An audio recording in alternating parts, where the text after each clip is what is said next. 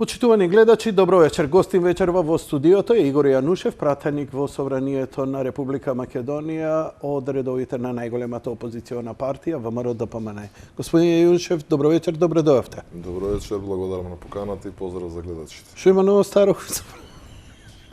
Еве, допред малку чекавме дали ќе имаме седница или не.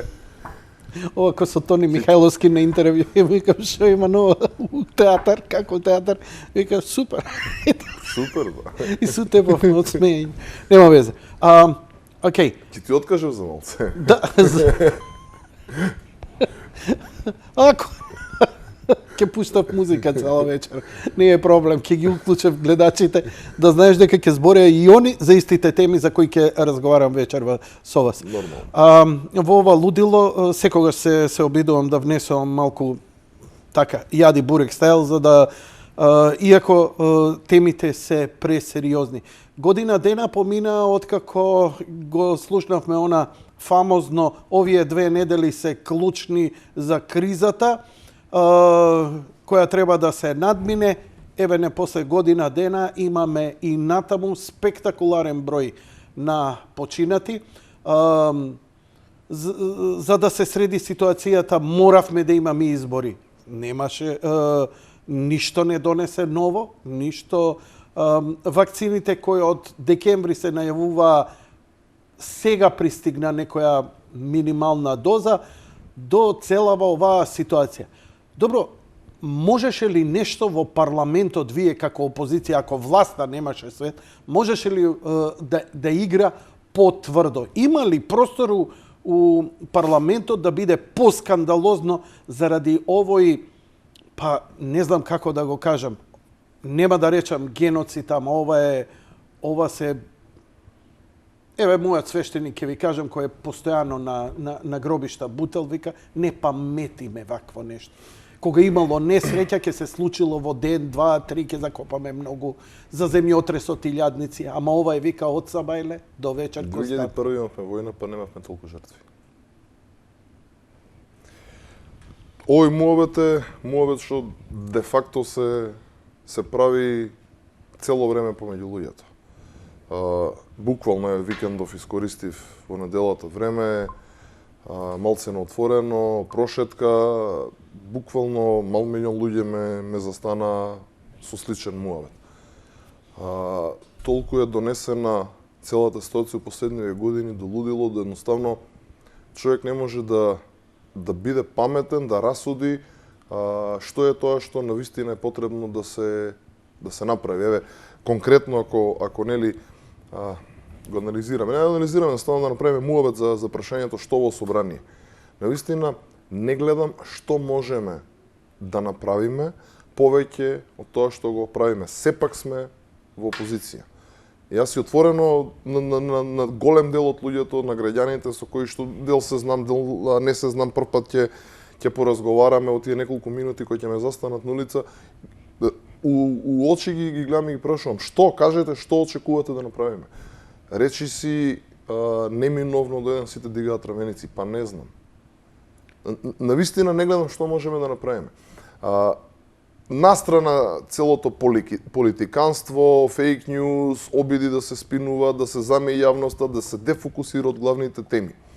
Секогаш кога имало потреба, дали е тоа да се помогне на граѓаните ова година и повеќе во однос на ковид кризата, сме биле таму, дали овој пратенички состав, дали претходниот, да се изгласа нешто, да се донесе за добро на граѓаните. Кога требале реформски закони, решенија, политика битна за дали е тоа НАТО или ЕУ реформите, секогаш сме биле тука. Но ако некој очекува дека ние ќе бидеме на копче за што сака да си прави во собранието, нема да го дозволиме. Ја имаат владата, гледаме како ја водат. Јас со години веќе јавно тоа го кажувам дека буквално немаме по-неспособна влада, не од 91 наваки. Било кога ако земете, во било кое политичко делување, општество, уредување во држава, дали била самостојна, несамостојна, дел од ЦХС или не знам, во кој временски период никогаш немало ваква неспособност. Каде ја детектирате најмногу таа неспособност? Во владата се знае кој е први. Сегменти? Во секој јас вака ја поставам тезата. Една работа, еден сегмент, едно поле, било што, каде што има некој успех или кај што некој може со што да се пофали. Имав едно повеќе или помалце реторичко прашање кое што го користе во периодот лани и таму периодот кима нема да има избори, па пред кампања и во кампања. Еден да излезе и да ми каже една работа позитивна која што било кој функционер, ама буквално било кој, локално, централно, било кое ниво на СДСМ и оваа владина коалиција има направено добро за у било кој сегмент од граѓаните, било кој функционер. Прием у НАТО. Не е тоа нешто кое што они земале го направиле. Генерации и генерации претходно влади, не само таа на ВМРО ДПМН, туку и сите претходни, работеле да се исполнат тие услови. Добро, сега говориме за исчекорот дека го подпишаа договорот со Грција за промена на името. Ама не е тоа успех. Значи тоа е отстапување, значи подкопување под земја за да добиеш нешто. И што, еве сега сме дел од НАТО. Освен што Грција ни го чува небото, што друго имаме? А вие се осеќате по-безбеден од пред година дена? Некој се осеќа по-безбеден, претходно сме биле загрозени со нешто.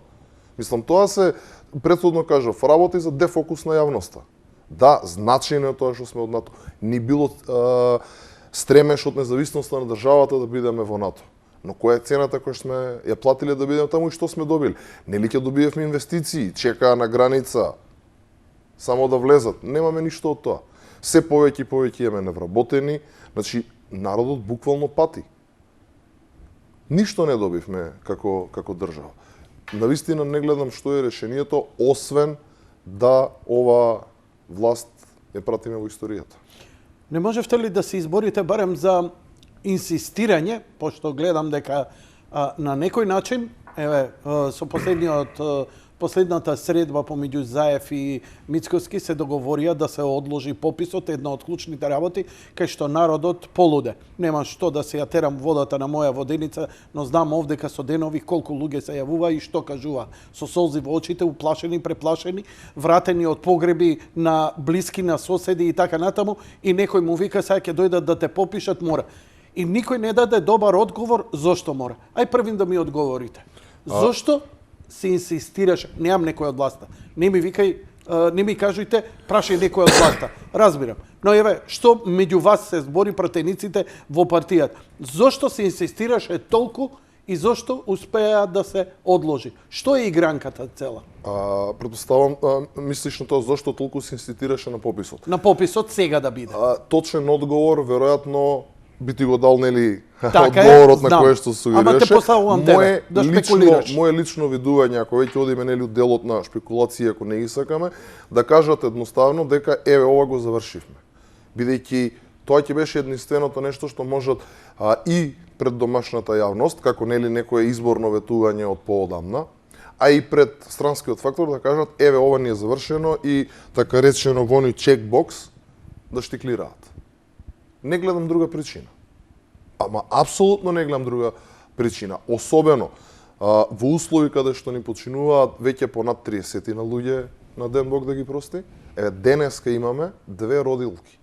34 и 32 годишни, починати од ковид, компликации со ковид. И некои не убедува дека во ред е да се нели да примаме луѓе дома за да се попишеме. А од друга страна треба да отворено да носиме маски, да избегнуваме, значи мешање со народ, да не одеме по кафичи и по кафани, мислам, апсолутна глупост. И побрзо да ја завршиме емисијата, отиваме полициски. Апсолутно. Од друга страна спроведуваме операција за да видиме колку државјани има државава. Ќе потрошиме пази еден куп пари. Нешто што едноставно едно со друго не кореспондира, значи у најмала рака оди во две различни насоки. Многу експлодира и ова не толку повеќе власта, СДСМ, колку повеќе доинсистираше на ова. Зошто? Зошто инсистираше? Во 2011 мислам дека беше пописот ти кој беше прекинат. И тоа остана... Па не ни започна де факто. Добро. Но зошто? Предпоставувам за задоволување повторно на тие ситно политички, дневни политики, како да кажам, ситни политички поениќарење за предсопствениот електорат. Тоа е она што јас со години наназад го зборувам во јавноста, дека кога македонските партии, било кој, тука апсолутно мислам на било кој, настрана кој од која партија и кој какви погледи има врз основа на политиката, ние секогаш се обраќаме на сите кои што живеат во држава. Македонци, албанци, турци, бошњаци, роми, буквално сите кои што живеат во држава. Албанските партии, дури и најголемите, кои што земаат секогаш значително учество во власта, се обраќаат исклучиво на албанците. Не мислите дека е редно време да имаме малце и тука еден шифт, една промена? Ние како партија со години сме обвинувани дека имаме нешто против албанците. Никогаш никој не извади една конкретна работа за тоа. Јас ова многу често сум го дискутирал и со албанските политичари, дури и на кафе муабет. Со што некој од ВМРО ДПМН покажал дека има нешто против некого од било која да е помала зедница во држава. Со што? Со тоа што инвестициите биле рамномерно распределувани, кога се покачувале плати и пензии, оделе секаде. Ако гледаме во однос на инвестиции, една од најголемите, можеби најголемата инвестиција која што почнала во државава е автопатските решенија во Западна Македонија. И ние за која нетрпеливо зборуваме? За која? А од друга страна го имаме ова. Што е поента? Меѓу првите, ако не и прв бев пред неколку години, кој што јавност кажа, без разлика што ќе покажат бројките од пописот. Значи, пописот не е операција врз основа на која што ние ќе одземаме или додаваме нечии веќе стекнати или ќе излекуваме некакви идни права во држава. Па најверојатно народот се сомнева во тоа. Се сомнева во некаков... Јас тоа се видам од почетокот. Јас со кого ја сретам се видам кажам, не го гледајте ова како колку ќе бидат македонци, колку ќе бидат албанци, колку ќе други. Ова е статистичка операција. Нас ни треба да видиме дали во Скопје, во Велес, во било кој град има толку колку што имало луѓе или има помалци и колку има помалце. Зошто кој е нивното образование, кој се мажи, кој се жени, тоа го бараме. На страна од внимателноста за ковид. Тогаш што е кај народот толку многу антагонизмот спрема пописот? Видете, се почна од ковид. Ради тоа и на оваа лидерска средба, значи прво и најбитно прашање беше да се одложи, да не биде сега, да не направиме дополнителна штета и на така огромната штета апропо ковид заканата. Имаме време до септември, значи првата битка, условно кажано, е добиена. Се надевам дека во следниот период од, речиси, половина година, значи ќе се обидеме да ги вразуваме сите. Види, Јанко, над 100.000 луѓе излегува да се потпишат. Јас сум можеби од помладата генерација политичари, да кажам, макар што и не сум веќе толку млад. Што собиравте потписи против... Кога последен пат и дали воопшто се собрале толку потписи за толку краток период за таква битна работа. Значи, народот не сака такво нешто и вие не можете да одите против волјата на народот. Заев у моментов оди со глава од зид. Знаеш, шпекулацијата е повторна. Зошто? Ви кажав, кое е моето лично видување. Во оној чекбоксот да кажат, еве, ова го завршивме. Народот не го купува овој одговор, ни од вас, ни од власта. Еве да ви кажам. Они идат со други тези, дека за тоа стои голема политичка операција, а не статистичка. Која е поентата? Дека албанците ќе бидат направени 35, 40, 100%. И повеќе вработување во јавната администрација ќе им следува. А сега нема така? Па нели спроведува операција каде што сите оние кои што седеат дома, така, или ќе ги тераат да идат на работа, или ќе добијат отказни решенија. Значи некако не ми иде после пописов напротив нека има бркање од работа, него ќе има потреба. Види, со години го зборувам тоа, мислам дека народот конечно почна тоа да го восприема на оној начин на кој што се обидуваме и да го искомуницира. Не станува тука збор дали некој е македонец, албанец, турчин или не знам марсовец. Имаш колеги албанци водители исто кои што водат оваков тип на емисии, така? Тие се таму, ти се албанци или се добри? Вајде ти се добри, така? Пошто у овој бизнис или си добар и си гледан, или не успеваш. Не препознава тој ни националност, ни религија, ни боја на кожа, ни кој од каде е. Значи, сите овие мерки што беа спроведувани дека можат да бидат со извином. Се верат? Се е врат. Да. Ако паднам, ќе се смеем. Ке паднам и јас со тебе солидарно, не се секи. Како тоа само ти да ја примиш целата внимание на јавноста, ја сум пресуетен за такво Не, нешто. лошо ти само стој ќе се збори, ќе отиде муабетот низ вода. Ај вака, на неколку пати покажувавте, нели? Вие како партија дека сте блиски со европските народни партии, со Јанша Словенија, со Орбан Унгарија, со Вишеградската група, дека имате нивна поддршка. Во некој наврати добивте некоја помош, успеавте некоја помош за некои инцидентни ситуации и така натаму. Не сте повикани, опозиција сте, но дали имавте обиди во ова време да се изборите за малку повеќе медицинска помош за Македонија? Вакцини конкретно, Словенија да донира и така натаму, пак да идеме малку за вакцини и за ова све што се случуваше. Ако се сеќавате, уште на почетокот на пандемијата, не ме држите за збор, мислам дека беше плюс-минус отприлика ова време лани, првата пратка која што пристигна во Македонија во однос на заштитни материјали, мислам дека беше договорена токму од ВМРО-ДПМН, односно од председателот Мицковски. Она што изненадува во целата ова ситуација дека се што беше понудено како решение беше амблок одбивано. Вие напоменавте на почетокот на емисијата дека конечно стигнале барем некоја бројка на вакцини. Јанко, стигна помош. Ние се уште немаме една вакцина купено. Нит една. Значи имаме сведоштва. Јас лично имам сведоштва од многу приватни компании кои што ги молеле ќе ги купиме, ќе ги платиме.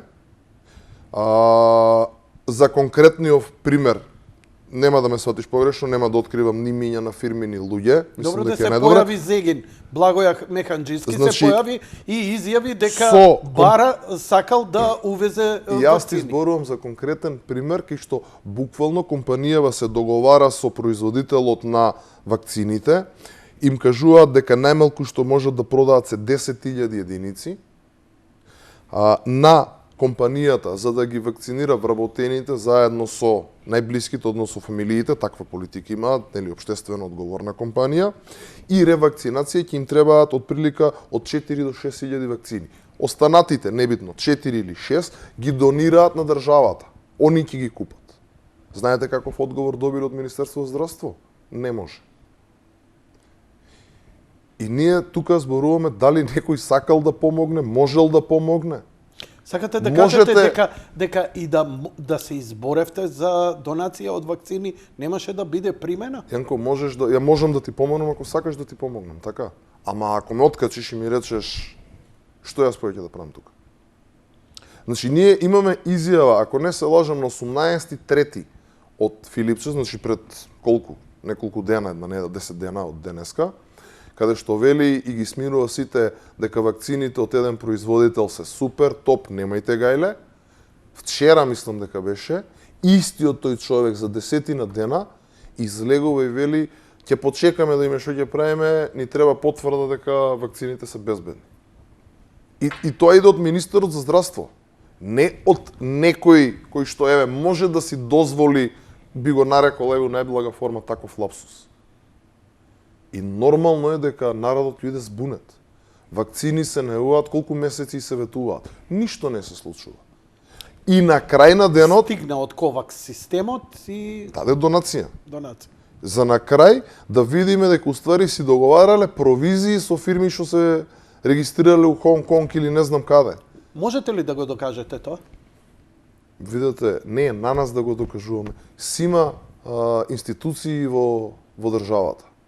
Како што можеше Русковска на нас да ни подигнува обвиненија ради тоа што сме збореле негативно у кампањата, вајде може да подигне неко обвинение и за овие криминали. Што успати и отфрлија. Може да замислите. Еден од главните во држава што треба да се бори со криминал и корупција, со приватна тужба тужи председател и генерален секретар на најголемата опозицијска партија и паѓа случајот на суд. Па не знам дали е смешно или трагично. Со такви луѓе имаме ние работа. И ние збориме што е со вакцините. Ги слушам денеска два субјекти кои што се носители на борбата, треба да бидат носители, не се, во однос на вакцинацијата повторно. Едниот вика, мислам дека беше министерот, ќе се организираме да вакцинираме од 7 до 10.000 луѓе на ден. Излегува некој од директорите или од комисијата, веќе не знам од што беше, и вели ќе успееме максимум да вакцинираме до 6.000 луѓе на ден. Знаете како е ова, кога некој ќе ве праша нешто дали ќе биде, му одговарате има две варијанти. Или ќе биде или нема да биде. Тоа е одговорот. Или се до 6, значи од 0 до 6, или се од 6 до 10.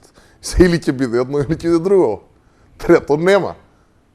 А дури и со најоптимистичките бројки, ако одат со тоа сценарио, под услов некогаш да стигнат вакцините, нас ќе ни треба, кога? 2022 да завршиме вакцинацијата. А до тогаш, уште колку луѓе ќе ни починат. Значи, тотално се нема компас. Тотално. На годишнината од приемот од НАТО, македонците извршија инвазија во Србија, карикирам, каде што отидоа во Врање, Ниш и Белград за вакцинација. Паднаа во вода сите теории на заговор дека народот не сака да се вакцинира, народот е очигледно уплашен и му требаат вакцини, затоа што ако не се лажам, Радмила Шекерински излезе, не брзавме со вакцините, за да не обвинат дека експериментираме врз луѓето, а тоа се двајца-тројца Facebook некои теоретичари на заговор, што и во ред и треба да ги има, нели, за да се покаже и системот колку може да е витален. Но беше од една страна трагична таа слика и ќе се сложам тука со Заев дека е брука за државата да македонските граѓани идат и се вакцинираат во Србија. И он не можел да дозволи целата администрација таму да иде, а од друга страна вакцини немаме, имаме вакцини кои не се доволни ни здравствениот систем да го вакцинираат, за да ни бидат постојано при рака нашите лекари, специјалисти, за да не заболат, да не отидат у карантин. У оваа ситуација 20 дена без својот матичен лекар, кај ќе иде, што ќе правиш? Затоа можеби ја не сакам да се вакцинирам, но сакам и тоа како ако сакам мојот матичен лекар, одма уште одамна требаше да биде вакциниран. Оти 15 дена без него едно мало слушање, кај ќе идам на оваа пребукираност. И сега имавме една трагична ситуација, македонците идат, владата вели толерираме, не им важи полициски час за да се вратат, сето тоа се покажа. Извини, првен рекоа нема да толерират, па по реакција на граѓаните ретерираа пак. Ете така. Добро. Иако добро, еве, Заев, ајде да речеме, покажа добра волја со што го послуша Мицкоски, нели и вашите барања на ВМРО ДПМН за да се одложи пописот. И тука дојде до една ситуација, нели, не политизирање, па дојде до едно триумфализам. Ние победивме. Мислам, ворете, ја разбирам вашето гласачко тело и тие што не, ама триумфализам во ова не би можел јас да гледам. Го победивме ние, Заев, ние го убедивме. Се согласувам во однос на последново, но морам да ми дозволиш барем 2-3 реченици. Зошто е тоа така? Да пробаме да анализираме ситуацијата зошто е тоа така. Затоа што на народот му јанко довде. Значи, народот бара сламка за спас да види дека со овие им се гледа крајот. Дека има некое светло колку и да е далеку на крајот на тунелот. Значи, тоа е, претпоставувам, искрена реакција кај најголем дел од луѓето. Видете, излегло е премиер на држава и вика, ова е брука. И сосеќаш, веројатно, како Том, од Том и Джери, која се гледа огледалото и која му растат уши. Магаришки. Да. Знаеш зошто? Па од него зависи, од него и од неговата екипа.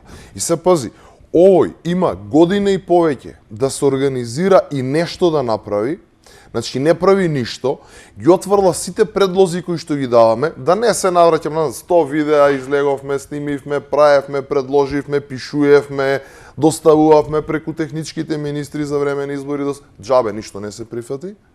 Значи, освен што мислеа на профит да си направат со вакцините, да стават уште некој милионче од джеб, ништо не прават. И уште не знам со кој лице излегува да коментира дека е брука. Не знам, нормална реакција, веројатно за нормален човек е се скрие у некој ќош и да моли Бога да заврши секој што треба веќе кога него бива нешто да направи. Значи, на вистина станува збор веројатно за некој посебен, не знам како да го наречам, ментален склоп. Значи, човекот си излегува, си кажува буквално што ќе му падне на памет, од својство на прв човек на држава, нит срам, нит перде, мислам, да не знае човек како да дефинира таа особина. Видете, сите ние, нели, сме направиле лапсус, сме кажале нешто што не треба, сме се истрчале и нормално е, нели, досетиш срам. Нормална човечка реакција. Толку години с телевизија, некој пат не сигурно си кажал нешто, да е нормално е се осеќаш посрамотен, па да те зезаат од друштво што си се условно кажано да гледачите изглупирал.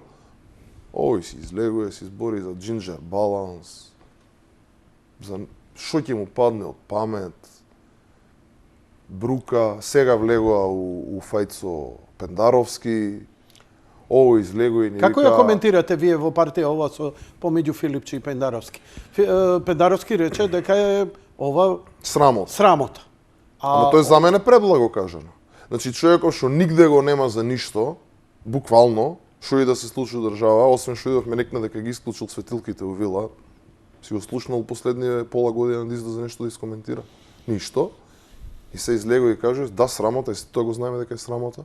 И од друга страна уште го брани Филипче и каже дека тоа окей било, тоа било демократски. А од друга страна, у истата таа изјава го напаѓа дека не бил соодветен коментарот. Чеки се. Или е несоодветен и не е на место, не е окей тоа што го кажал Пендаровски, или е демократски и окей. Не можеш ти две работи ги кажеш у иста смисло, иста реченица. Така. Како го гледам? Јас лично ќе ти кажам како го гледам. Го гледам како уште еден неуспели обид за дефокус на јавноста. Не знам како поинаку да го гледам. Клучна работа во моментот во државата беше да се одложи пописот заради целава ситуација на висока смртност. Тоа успеавте. Okay. Да, најбитно е да се набават вакцини. И народот да се вакцинира и да види, збори некој за она модуларната болница, што стана со тоа? Никој не знае. Преполна е. Да не ја користат?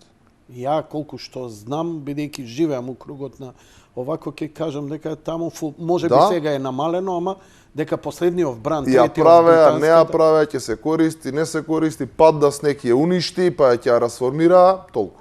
А таа на надувување, не, другата модуларната, таа не знам што бидна со таа.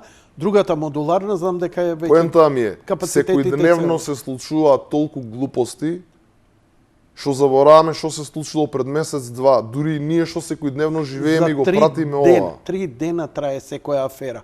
Дали е Мексико, дали е Дубај, дали се вакцини, дали е Лидл, дали е... Никој не збори за рекет. Милионски суми. Слушавме сведочење на суд, каде што директно се посочува на Заев. Никому ништо. Сега слушаме како у нови обвиненија дека и она министерка на што кажуваше дека не се знам, јас од телевизија ги знам луѓево, дека не само што се знаела и таа ги препраќала. Некој отиде и испита, провери. Сакате да зборите за рекет? Јанко, види, можеме буквално дутре са бајле да седиме и да збориме на сите теми, се кладам дека нема да ги офатиме. Орце Камчев е повторно во затвор. Информациите кои стигнуваат од неговите адвокати дека прилично нечовечки се однесуваат до него. Ако порано беше за секоја... да. Ако беше порано, има криза, апси го миле, сега е орце во целава игра. Па истото се случува, види. Една многу интересна работа, која што вака низ јавноста речи си да не се искомуницира. Имаме ваква ситуација во многу, како се вика, тесен временски период. Значи имаме Агенција за национална безбедност, која што нели по опис и попис на работа да се грижи за националната безбедност во држава.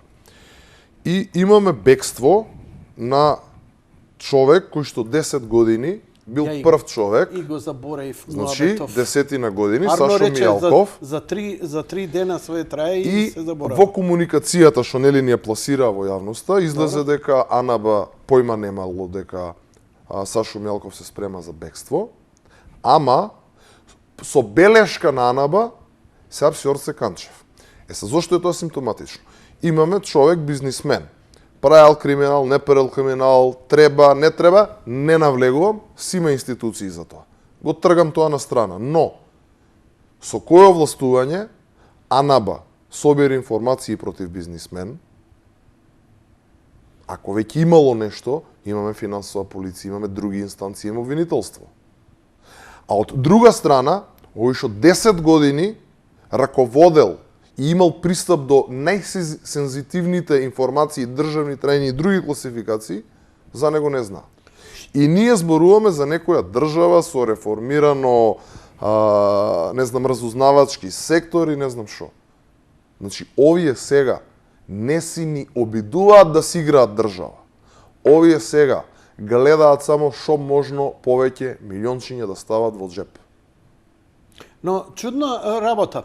Ако американците притиснаа тогаш, бидејќи првата афера излезе и дознавање за рекет аферата беше преку Бранко Геровски и неговото интервју за Voice of America. Значи, тоа беше јасна порака од американците. Не од Петко, од Станко, од ова или од оној, Voice of America прв го објави. Веднаш потоа јас го поканив во студио за да ја објасни работата и после дури неколку месеци почна да се тркала целата работа. Иако со месеци наназад ние знаевме дека ликот вршал рекет, дека енормни суми пари се фрла и така натаму и беше недопирлив се до овој момент. Катица и он се сега, уствари не знам кај се. Ја не знам. Дали имате информација прво кај се извини вака адхок? За Бокизи, тоа што сите го знаеме, дека е во притвор. А во притвор е, и се добро. појавува на судење, барем тоа што Не гледам. знаев, Медиумите, дека само да прашам. Можам 100% да кажам дека е така, не можам. Так. Каде е Катици, што се случува, искрено не знам. Од друга страна, парите не се најдо, рекетираниот кој, нели, целава работа е во моментов во притвор. Што мислите? Зошто е во притвор? Дали е ова притисок врз него за одредена работа или можеби за нова распределба на капиталот, бидејќи он поседува големи компании, дека треба да бидат. Во меѓувреме излегуваат соопштенија, Ачи Бадем Сестина, која е дел од голема групација, инвестира и отвара болнички комплекс во Србија. И сега тоа нема да помине без меѓународни импликации, туку така ако сопственикот на болницата остане незаштитен. И прашање е само кога, например, Малезија и Турција и другите компании таа во Дубај ќе изреагираат за целава оваа ситуација. За жал премалце вистински информации имаме, барем јас имам, за Зошто да би имате можел... премалку информации? Види, Јанко, јас навистина не знам кои се позадинските игри, зашто Орце или некој друг Орце или не знам кој е ставен во притвор. Нели е тоа заради вас, заради близината со ВМРО-ДПМН? Така Види, ботовите тоа го пренесуваат. Видете, ако читаме, нели, ако ги коментираме сите ботови, сега да отвориме, нели, Твитер, мислам дека на недела ние малце да ги и дискутираме тие работи. Okay. Значи има нешто што е реалност, има нешто што знаеме што случува, можеме да коментираме, има нешто што Се извинувам. Не, нема потреба. Дека има нешто, зошто е, сигурно дека има. Дали е тоа направено од вистински, од лукративни или од некои трети причини, наистина не знам. Дека изгледа како обид за да се прати некоја порака, изгледа. Дали е така, не можам да тврдам. Така да, било што би коментирал, не само што ќе биде шпекулација, може да биде сватено погрешно. Најголемите обвинувања до ВМРО-ДПМН, и пак ќе се вратиме до вакцините, е дека е уценето, дека е седнато во скут на меѓународниот фактор и дека само заради тоа обстанува во оваа форма како што е. Бидејќи гледаме спласна онаа идејата на како се викаше, оној собирот кој требаше вореден собир да направи конгресот. Конгресот, како се викаат тие спасот, не знам како се нарекува себе си, се извинувам, неќам да ги карам никого. Уценете ли сте вие врвот на ВМРО ДПМН и со што? Каде е најголемиот притисок ако го имате врз вас? Не гледам апсолутно нити некаков притисок, нити со што можат да не уценат. Зошто го велам ова? Колку веќе? 5-та година, 4 цели години се на власт, значи се обидува на секој можен начин да не дискредитираат, преку кривични пријави да ни влијаат на било кој начин, видео дека не успеа. Веројатно ова е еден од последните, не знам дека тука ќе заврши, веројатно ќе измислат и нешто ново што да прават во меѓувреме. Гледаме дека си имаме по неколку луѓе кои што им се на копчи и по потреба, значи се вклучуваат, некој пат ги нема по цела година, па наеднаш ќе почнат да гостуваат по телевизии и по емисии и цело време да биде напад врз ВМРО, врз Мицковски и слично. И тоа можеби на почетокот, пред неколку години, ки дел од луѓето поминуваш. Така? Ама сега видете, 5 години ВМРО не е на власт. 4 години, речи си 4 години, ВМРО има ново раководство. Така? И сега јас излегувам у јавност и у целиот овој период се време викам Христијан е крив, Христијан е крив, Христијан е уценет, Христијан не го бива, не знам. А успат се ова што се случува во државата, а еве зборевме веќе колку пола саат за 1% од тоа, сите работи што се случуваат, ништо добро нема и мене не ми текнува ни еден збор да кажам за тоа, туку само да покажам со прстот према еден човек и една партија. И стоелам, тоа можеби на почетокот минуваше. Имавме една ситуација каде што во тие 2-3 години успеа, тоа е факт дека успеа, да го сатанизираат ВМРО и да не представат дека сите кои што сме нели во ВМРО на еден или друг начин поврзани, дека ние сме црниот ѓавол, криминалци. И успеа, реално успеа една таква слика да успеат. Одличен се случува 16 и 17 изборите, завршија како што завршија, ја формираа владата. И еве продолжуваат истата песна во наредниве 4 години. Ама народот не е глуп. Значи тоа е сериозно подценување спрема народот. Народот не е глуп, се согласувам, но масовно не ви ја даде поддршката, еве ќе речеме беа уплашени па и му ја дадоа на СДСМ, но и странците. Целиот меѓународен фактор и натаму, заради она што го направи со Грција, им даваат карт бланш да прават што сакаат. Ја не сум видел покомотна власт у живот. Око не им трепнуе ни од вас, ни од народ, али се ја имаат поддршката. Како беше она? Мене ме спремаа од надвор. Еве ги гледаме резултатите. Не се мрднува. Како ВМРО, ДПМН планира да се врати на власт кога нема таква широка меѓународна поддршка и како да ги разубеди оние неутралните дека е единствената опција која може да ја донесе промената од ова што сметате дека не чини. Не се согласувам во делот дека имаат карт бланш. Може би на почетокот имаа. Многу е далеко ситуацијата од тоа дека имаат во моментов.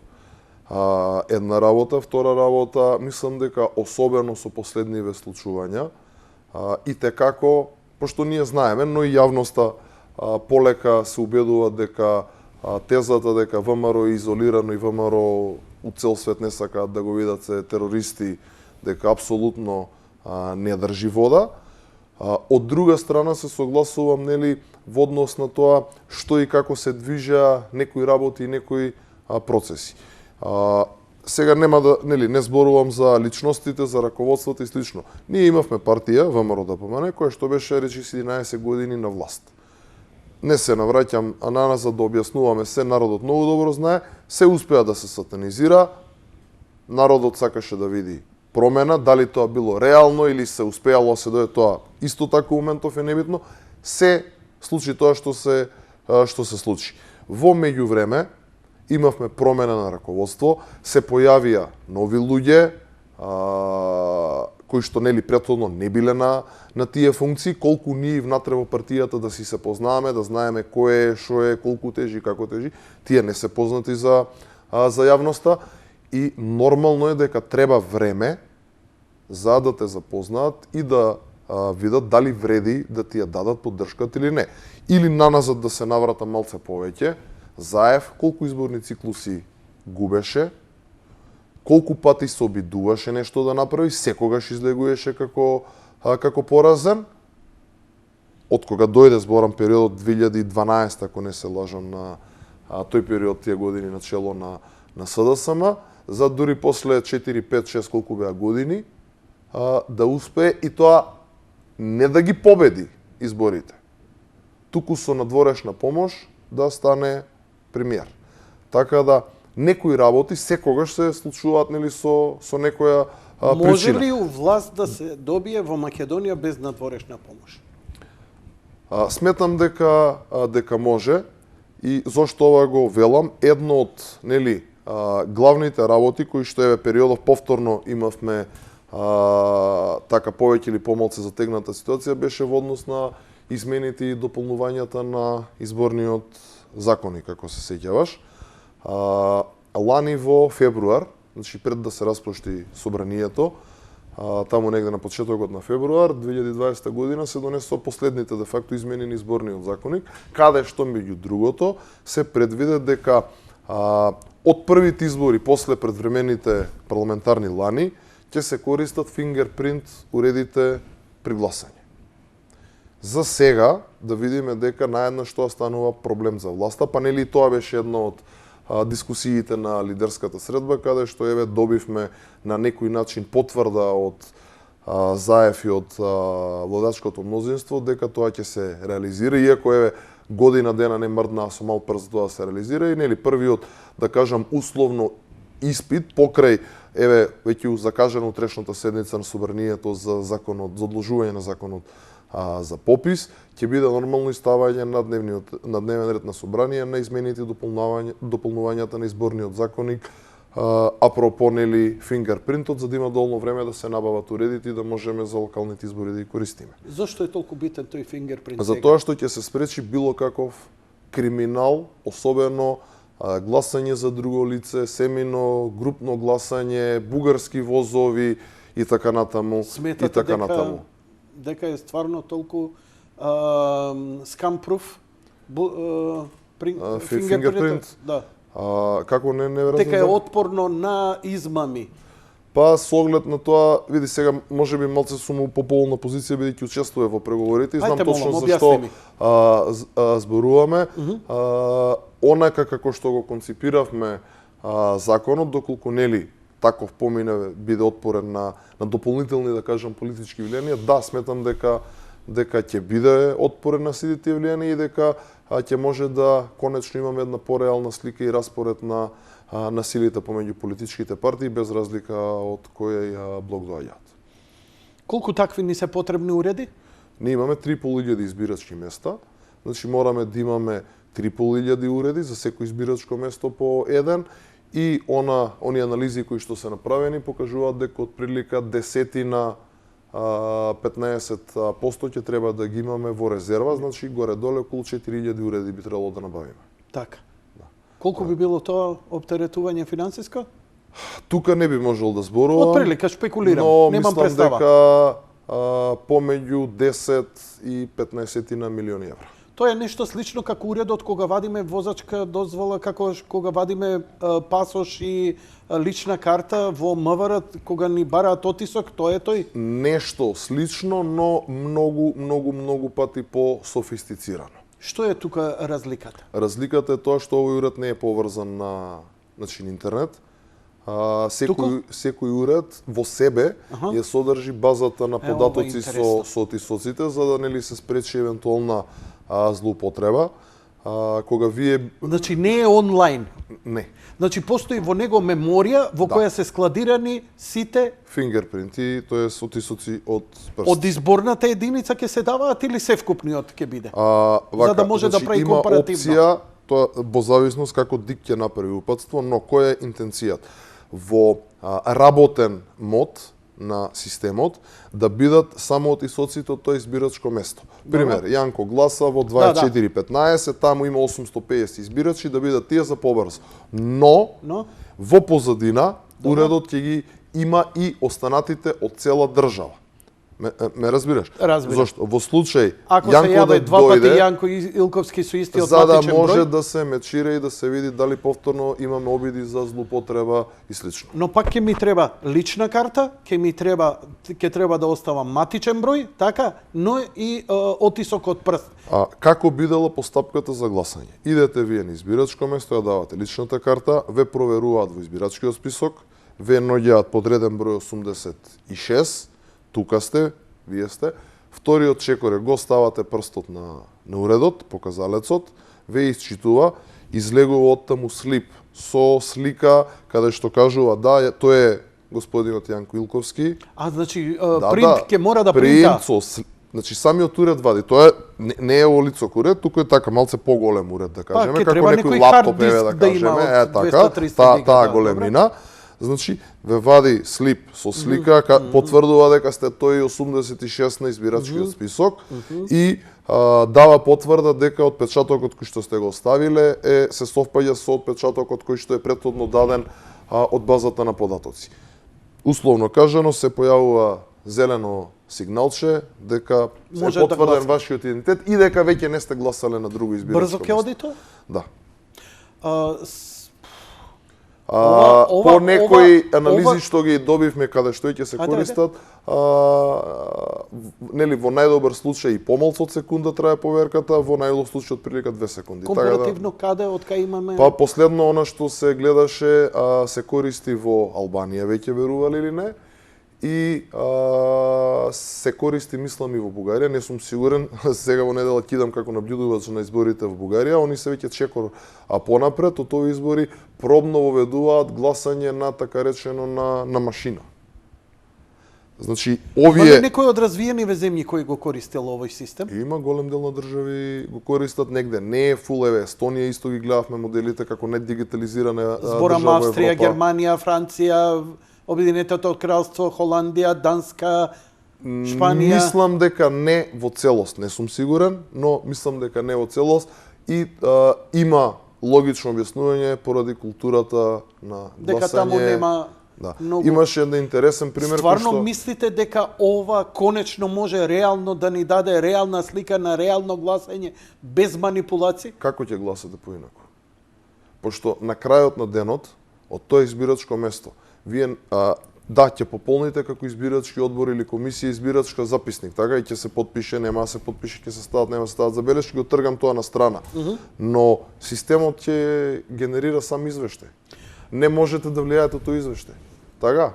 Ако излезе дека гласале со фингерпринт 150 луѓе од 850, а внатре има 400 гласачки ливчиња, Што? Проблем.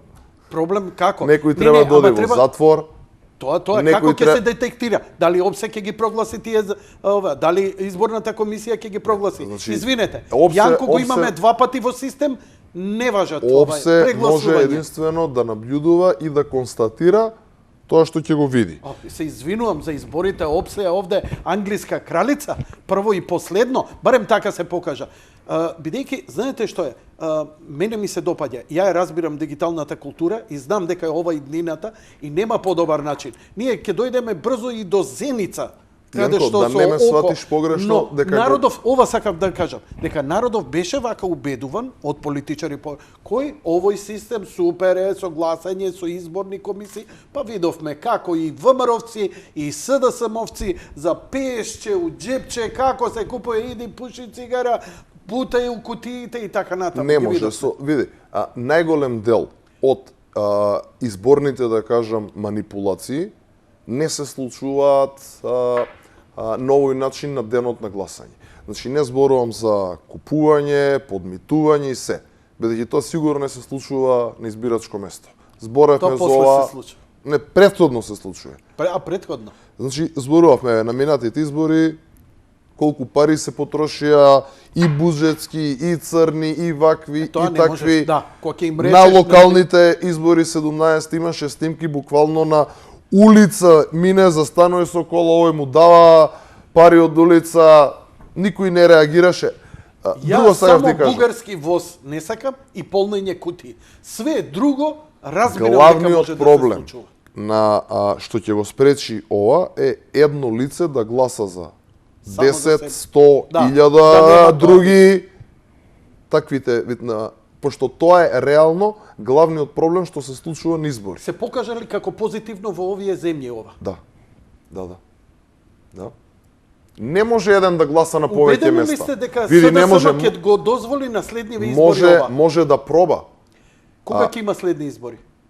Октомври, предпоставувам, локални избори, тие се следни. Добро. Да. Не е прашање... Ќе го имаме ли ова на локални избори? Само да се разбереме. Да. Ова е законско решение од февруари 2020. Значи не е новитет. Сега само правиме некои детали, да кажаме помалце или повеќе ради некои пехови на одредени политичари од власта. И ова ќе можеме да го користиме за референдум, за избори локални, за сите избори понатаки, ова е задолжително. За попис и за све. Во меѓувреме продолжуваат, нели, тоест треба да продолжат преговорите во однос на сите останати отворени прашања во однос на изборниот закон. Ова делува прилично оптимистички. Па работевме на тоа да најдеме можеби не идеално некое решение, но близко до идеалното.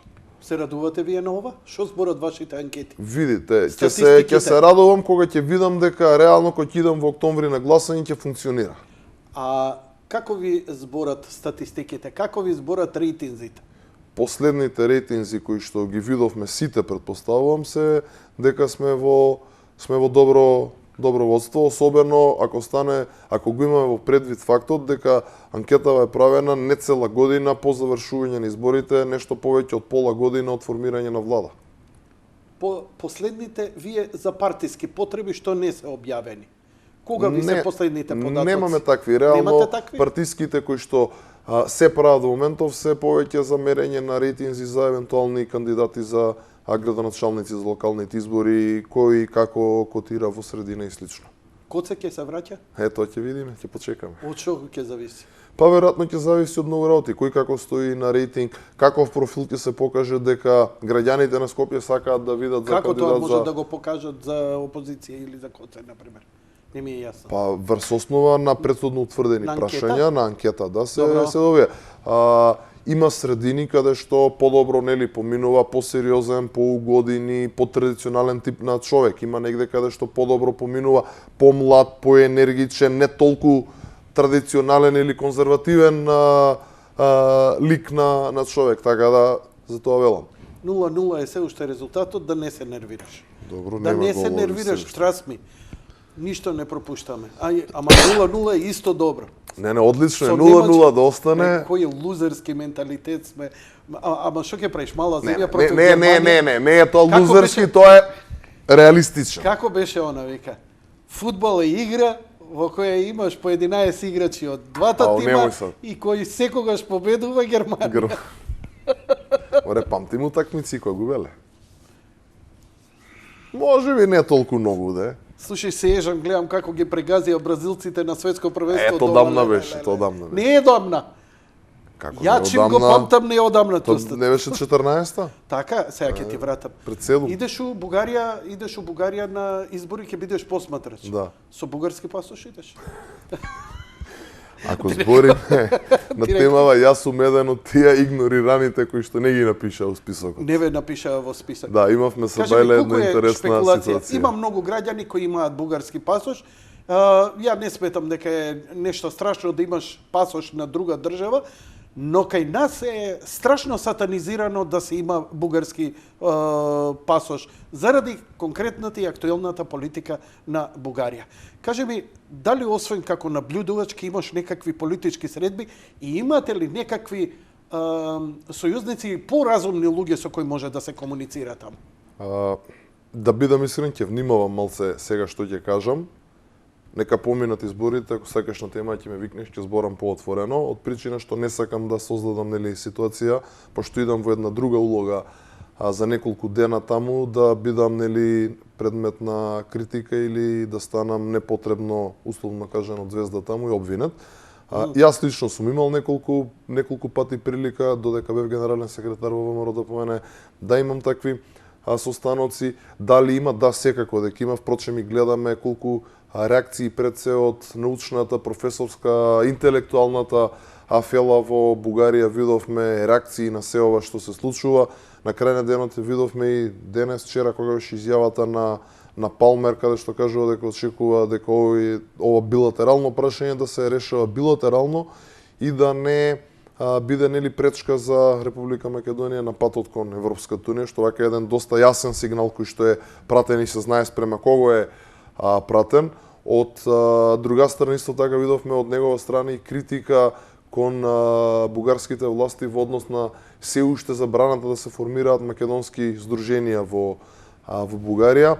Така да, одговорот е има разумни луѓе, сегде има разумни, сегде има неразумни, без разлика која држава или која националност, и тоа е добро, но не очекувам дека нешто драматично ќе се смени барем во овој период додека не завршат изборите, дека не се измерат таму силите, бидејќи од она што имав прилика да го видаме дека буквално нема гаранција кој ќе победи, кој колку ќе освои. Бугарите имаат еден специфичен изборен систем, каде што имаат изборен праг, или влегувате со неколкумина пратеници, не знам, минимум 4, 5, 7, или воопшто не влегувате. Малце е специфично се до тоа, така да ќе видиме како ќе се одвијат работите. Во секој случај мислам дека она што се прати како порака од страна на Стејт департментот и од страна на САД е доволно показател во моментот во која насока треба да се движат работите. Океј, човечки ме замоли, нема да те ставам у лоша ситуација, нема да овако, ама ќе ми дозволиш само да искоментирам ја, реторички, не мора да го одговораш. Да, пораката од Палмер внесе многу оптимизам дека американците и тоа како ќе ги притиснат. Мене дури некои гости ми рекоа и го најавија дека ќе има некоја булдожер дипломатија за такво нешто, но последната изјава мене повторно ме спушти на земја дека ќе има една позитивно поместување, а тоа е Захариева кога рече дека вчера или денеска изјави дека преку 80% од бугарските граѓани се против влезот на Македонија во Европската унија. Значи Бугарија има масовна поддршка од бугарскиот народ да ја блокира Македонија во Европската унија. Предпоставам дека нивната пропаганда и тоа како добро работи, но предпоставам дека и ова се тера некоја контра па и со американците. Нема да го зборуваме, го завршувам. А ако сакаш да го коментираш, си во плен. Ќе искоментирам само еден мал сегмент. Целата таа слика што се генерира во моментов во Бугарија е генерирана од не повише од 5 политички, условно кажано, ликови кои што ги има таму. Го видовме последното видео на еден од нив, значи немам потреба воопшто нити да го коментирам, нити да го споменам со име и презиме, бидејќи некој кој што прави такво нешто воопшто не е вреден да се коментира и сметам дека со коментирање на тоа само му дигаме цената и популарноста, а тоа што се направи е за најостра осуда и тоа сметам дека е за најостра осуда онака како што после Втора светска војна се осудувале нацистите. Така да не можете од една страна да се повикувате на права, демократија, да имаме реакции како што имавме за пар случаеви во изминатиот период овде во Македонија, од друга страна да настапувате така и да пробувате со некоја таква риторика, па е тоа за ситни политички поени, ради тоа што имаат сега избори, така да сметам дека... Сметате ли дека владеачкото мнозинство во Бугарија сегашно има големи шанси за успех? Мислам, предпоставам дека сте направиле некоја анализа пред да идете. Па ги гледавме анкетите.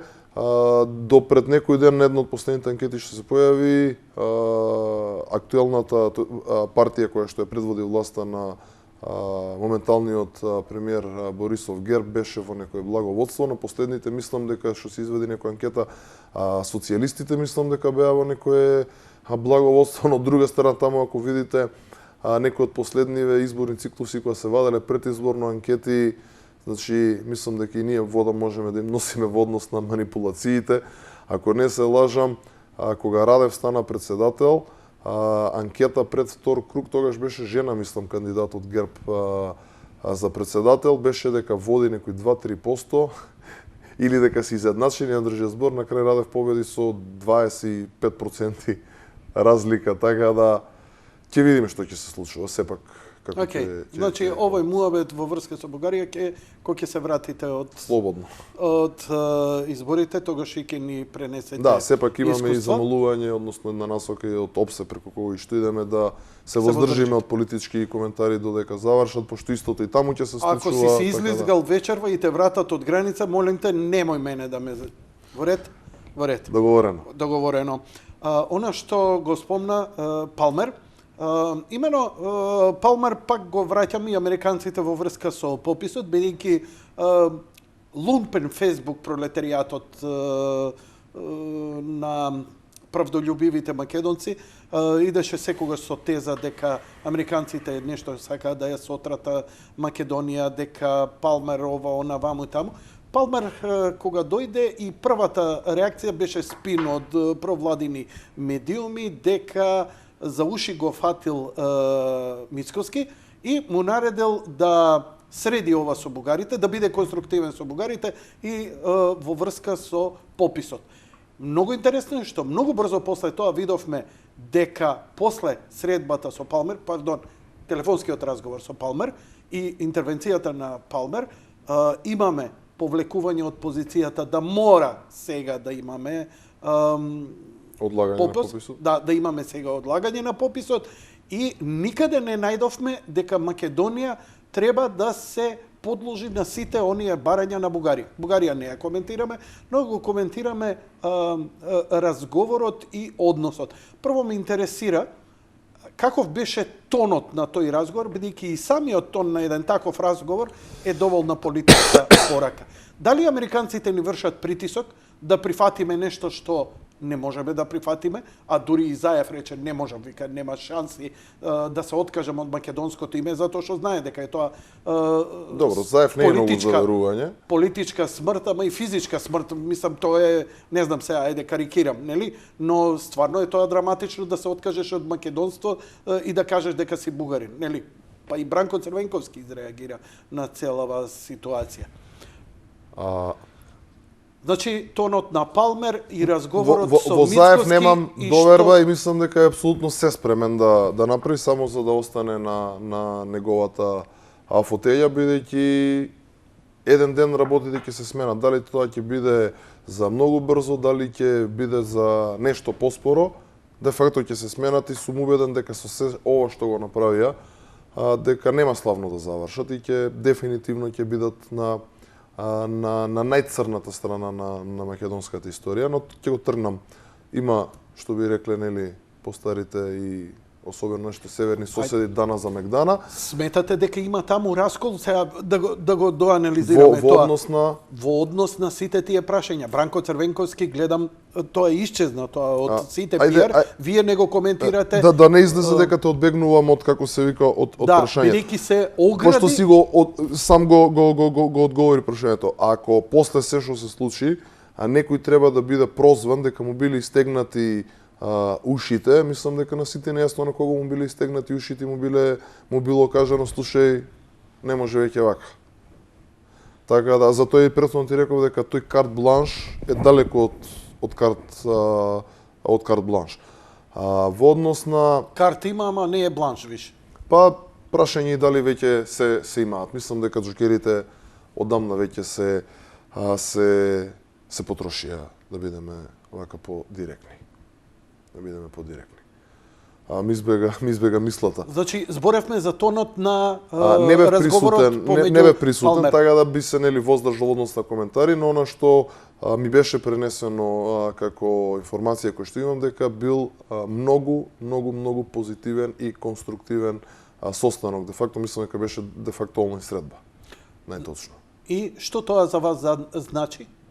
Дали има ова некое позитивно поместување од претходно или како го анализирате? Затоа што амбасадата излезе со еден, пази, не Палмер, не амбасадорката, туку амбасадата излезе со соопштение каде што вика да бидете конструктивни со Бугарија.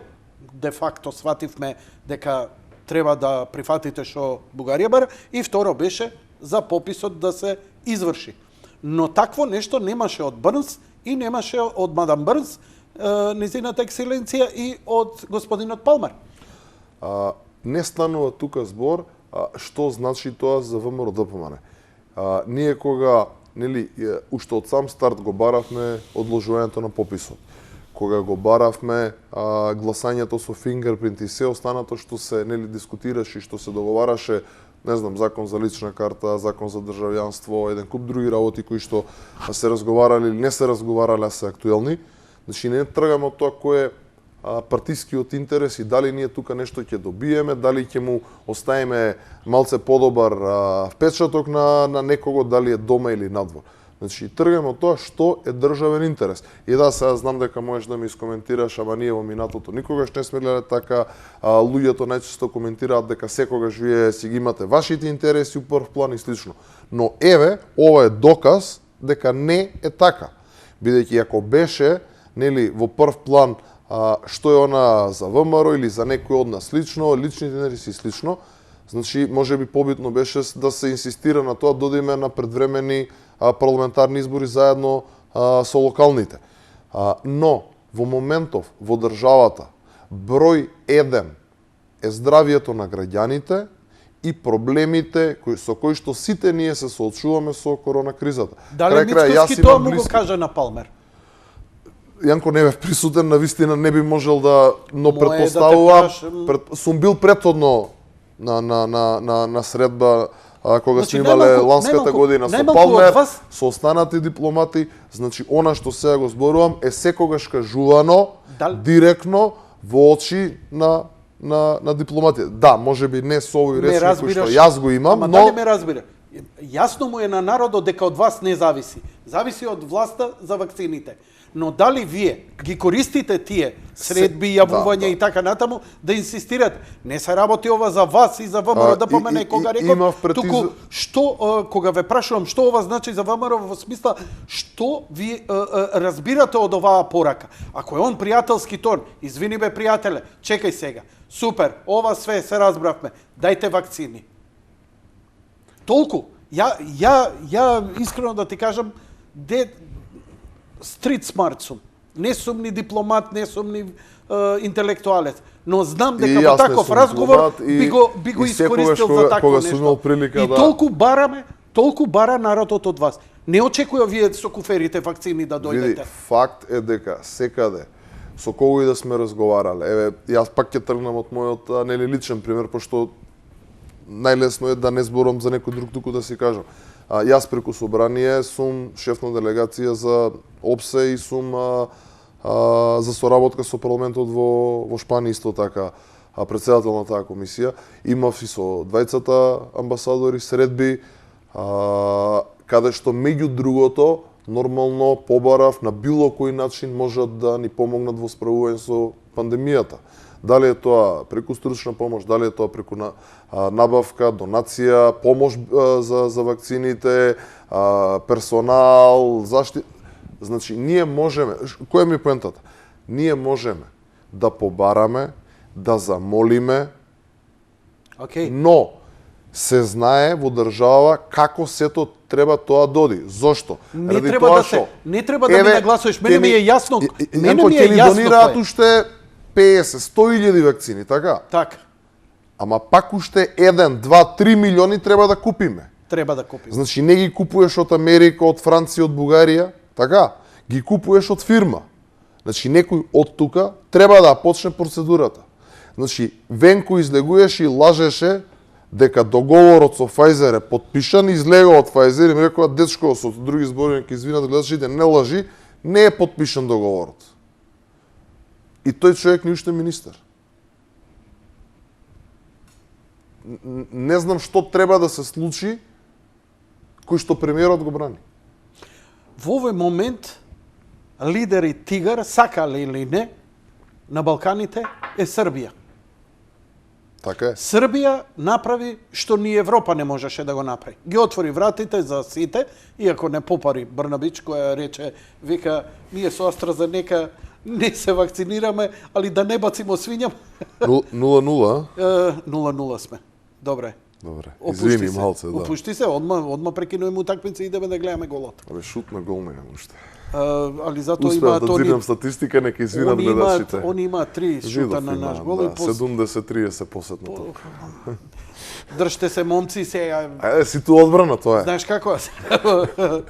Паркирај автобусот. Муриньо сега ни треба. Муриньо кај сигурно не може што да направи. Може да им истрча Пандев таму нешто да ги смути. Па и Елмас и овој сега што го напаѓаат дел од македонската јавност Несторовски. Нека се држат. Голем пораз за Европа, за Западот, за демократијата, бидејќи помина децении во сатанизирање на Србија. Ја не ќе да ја бранам Србија. Јас сум проамерикански тип, овдека при телевизија гледаш дека се вее американско знаме. Ја не го кријам својот афинитет, но ја не можам да го игнорирам изворедните потези кои Србија ги направи. Може би е тоа од пропаганда која ја потикнува и ја помага една Русија или една Кина, токму заради тие геостратешки борби. Но во секој случај Раде Шербеџија отиде од Загреб да се им рече, дечки, што сакате правите? Ама ја отидов у Белград да се вакцинирам. И тоа е пораз за цела меѓународна заедница, таа која најмногу ни избори за демократија, за демократски процеси и така натаму и така натаму. Не го Сакам да гледам го искоментираш. како пораз за некого, го гледам како огромна победа за Србија. Србија, се она што го прави во изминатите години, придонесе да го зголеми стандардот, начинот на живот, едноставно да донесе поубав живот за сите. И сега, ајде да се вратиме па малци да видиме која е суштината на проблемот. Зошто сите ние во Македонија, се замараме секогаш со теории на заговор во било шо. Збориме за пописот, која е позадината, некој да не рекол, да нема намера нешто да направи. Од рамна земја која е па наваму. сликата, како е сликата, зошто е вака, зошто е така, вакцините ги бива, не ги бива, така. Да е малце поинаква финансиската моќ и финансиската ситуација во државата, да народот малце од малце види нешто убаво и добро, мислам дека и кај нас нема да биде, тоест убеден сум дека и кај нас нема да биде таква ситуацијата. Не знам дали се сеќаваш, мислам дека се сеќаваш. Имавме исто така една голема криза, нормално не од овој вид здравствена, туку финансиска криза 2008 мислам дека се случуваше. Македонија беше у трите економии во светот во однос на справување со таа финансиска криза. 2008. Сеќаваш, така? Па, Не беше номерот толку многу ДПМН е давно. факт е дека ги спаси медиумите. Без разлика, Јанко, Ке рикнеа сите медиуми дали тогаш. било Добро. ВМРО, дали било нели Груевски, сега нели утре очекувам по ботовиве да извадат вест дека сум бранал, затоа и не сакав да спомнувам нити имиња, нити парти. Друга ми беше поентата. Луѓето кои што има прилика во тој период, дали работеле бизнис, дали имале приватен, дали службено иделе негде на патување, значи цел свет нас не гледаше со поинакви очи и кога ние настапувавме од позиција на гордост. Затоа што некој во светот те признал дека си top of the top. Сега служиме за подсмев. И нормално е целиот тој негативен набој, дефетизам, меланхолија кој што го имаме кај луѓето. Од каде сме сиромашни и не можеме да преживееме месец за месец, ни одзедоа и гордоста, ни одзедоа честа, но на што можеме да бидеме секогаш да ни предизвика убаво расположение. Да не се сега фудбалери во моментов кои играат, кои успеа за прв пат во историјата да се пласираат на Европско првенство. Јас не се сеќавам на што последно се израдував. Последно Вардар Косово и пред кога беше 2-3 години Лига шампиони, ракомет. Ако не се лажам, 2012 револуцијата шарена започна 2012 со покасно 14-15. Со настаните во собранието. Ја од тогаш го сметам. Мислиш за буџетот? За буџетот. Дали паметите за колку буџет се расправаше тогаш? Па ако не се лажам, мислам дека не беа повеќе од околу милиарда, така нешто Не, една. 50 милиони долари требаше ВМРО ДПМН да го зголеми буџетот. А мислите за ребалансот? Да. За ребалансот мислам на за буџетот. токмин буџет. Да. И тогаш настана голема револуција дека вие ја уништувате државата и економијата. Имате ли представа колку е Македонија сега задолжена и задолжена за овие 3-4 години? Уште малце ќе достигнеме 65%. Колку над беше? 60. Да. А во моментот кога ја превзема СДСМ власта 2016-17 имавме од негде околу 40% задолжување. Ова го зборувавме не знам колку време во собрание. И тука за жал има една работа со целава ковид ситуација која што не оди во прилог на опозицијата. И тоа не е пошто јас сакам да си најдам оправдување или ВМРО, тоа го коментираат и колегите новинари. Вели до пред пандемија буквално евме секој ден во собрание, ќе ве начекавме у ходник, пред седница на пауза, изјава следевме. Сега ни на комисија можеме да влеземе ради протоколи, ни можеме да пренесеме, ни да дојдеме кој порано што идевме до вас. И тоа е нормално, славата пренесеност, многу малце луѓе седат и гледаат собраниски каналки што знаеме со сати и сати да дискутираме за одредена точка, така да еве ќе повториме, од 40 за 4 години на речиси 65% што малце. Колку е тоа опасно за Македонија? Многу. Тоа значи дека ќе ни се случи, не дај Боже, ситуација на банкрот или ни се случува ситуација на банкрот и ако вака се продолжи и не се најде чаре, ќе си бидеме кираџи во сопствената држава буквално. Што значи банкрот и што значи кираџија? На една држава. Дека некој ќе треба да те спаси, да ти даде пари, да ти ги купи најголемите работи кои што ги имаш како државата и да си бидат негови. Тоа ти да си плаќаш после за да си користиш. Банкрот е да немаме веќе пари за буквално ништо, од социјални трансфери до све и свашта.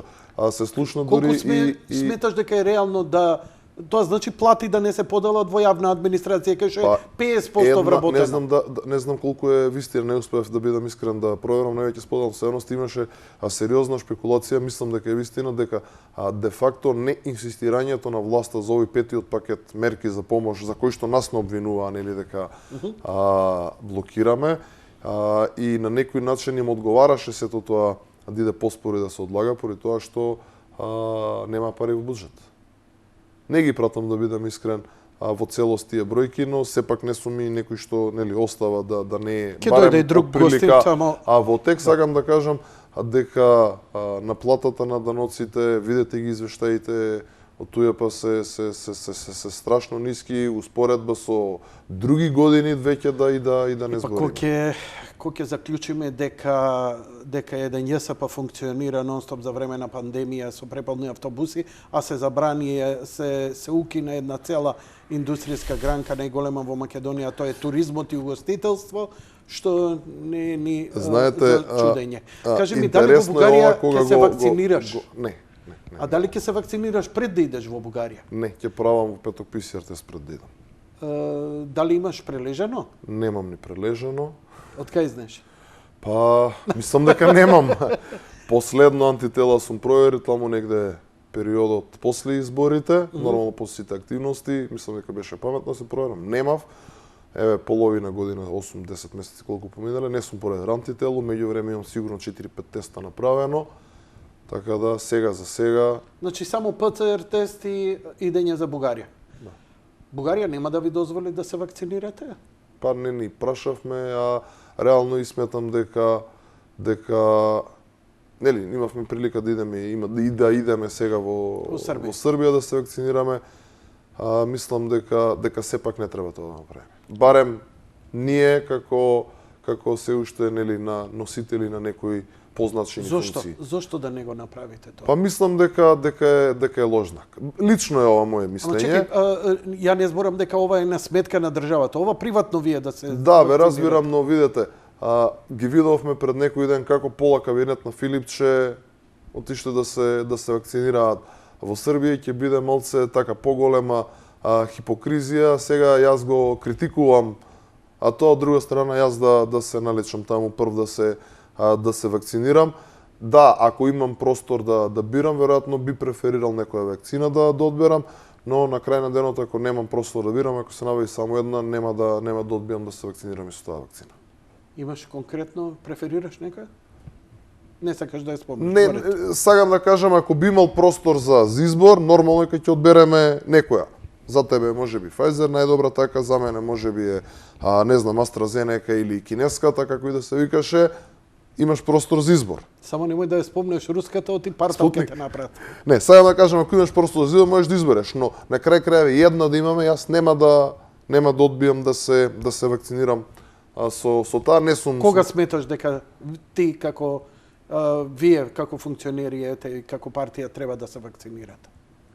Не сметам дека треба да имаме некој приоритет.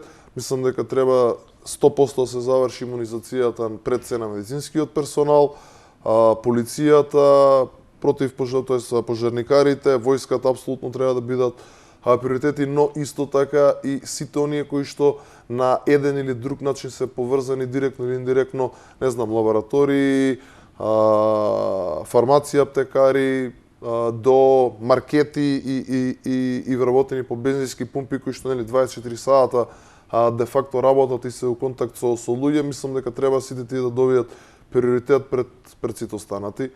Барем тоа е моје лично размислување. Ќе победите на следните избори? Па мислам дека ќе победиме. Ајде ќе разговараме. Имаме се уште доволно време, никогаш не е нели црно и бело, секогаш имаме нешто што е во средина, но мислам дека ова што успеавме да се избориме со одлагањето на пописот и како е вака еден значаен исчекор во однос на пред се она што е добро за граѓаните. Што е вашиот однос со левица ме интересира. Прилично беше Остар Мицкоски која беше овдека во емисија кај мене во врска со левица и некако топло-ладно се вашите односи, ако на некој начин сте опозицијски блок. Како е сега ситуацијата? Па, дека се топло, искрено, јас немам впечаток дека некогаш биле топло. Добро. Секогаш се ладно, со тоа што некогаш се малце повеќе ладно, некој пат се малце помалку ладно. Така да... Левица е силен критизер на власт во некои сегменти. Да, во некои сегменти, во сегментите кај што веројатно им е најлесно со гол популизам да триумфираат, додека од друга страна и гледаме како многу работи си ги премолчуваат, им е многу, односно се многу поголем. Како изборот на Рускоска? Многу работи, мислам, немам потреба на крај на денот нели да ги коментирам. Она што сега да кажеме, но на крајот на денот излегуваат многу поголем критизер на ВМРО и на Мицковски во опозиција, отколку на ЗАЕФ и СДСМ на власт. Благодарам за вашето гостување. Убав помин во Бугарија. Благодарам. Благодарам и на поканата. Ке се видиме после таму, па ќе збориме за некои детали кои Стојам Јанко на располагање, кога да мислиш дека имам потреба вака да поразговараме, тука сум. Океј, следното ќе биде со отворени телефони малце со народот. Да, апсолутно, никаков проблем. Океј, благодарам уште еднаш. Почитувани гледачи, тоа беше се за вечерва. Благодарам за вашето внимание, лека ноќ и пријатно.